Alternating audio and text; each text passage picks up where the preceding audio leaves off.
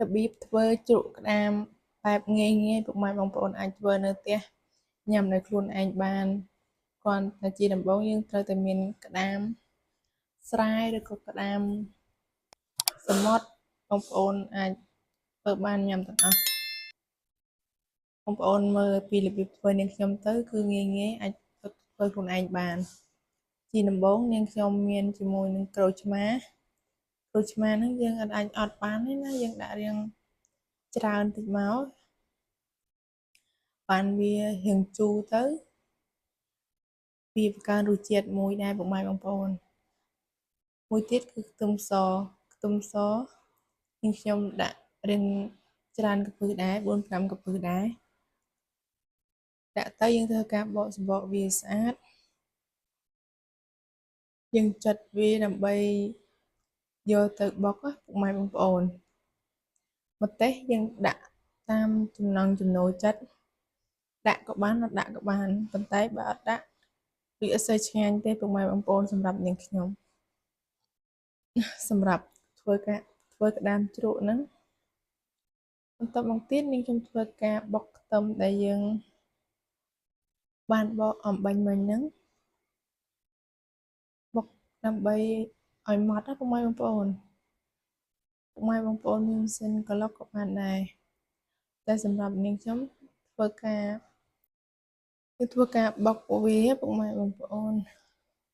នាងខ្ញុំធ្វើការបុកតាមមួយផ្លែទេវាម៉ត់ហើយណាខ្ទឹមរបស់នាងខ្ញុំធ្វើការបុកចឹងមកដើម្បីយើងយកទៅដាក់ជាមួយក្តាមយើងវាមានរសជាតិឆ្ងាញ់ឥឡូវនេះនាងខ្ញុំធ្វើការដួសដាក់កឋិនឬក៏មកមានចានជ័រអីអាចដាក់បានបន្តមកទៀតនាងខ្ញុំធ្វើការបុកម្ទេសហ្នឹងបងប្អូនបុកឲ្យប្រុងប្រយ័ត្នដោយសារតែវាអាចខ្ទាតចូលភ្នែកណាតែហ្នឹងហឹរមែនតើពុកម៉ែបងប្អូនដាក់តែ2គ្រាប់អីហ្នឹងចង់ហឹរហើយតមកទៀតយើងធ្វើការច្របាច់ក្រូចឆ្មាហ្នឹងនាងខ្ញុំដាក់ចំនួន3ផ្លែវារាង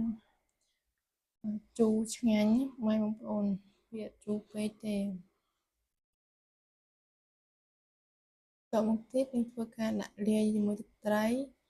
ប៊ីចេងស្ករ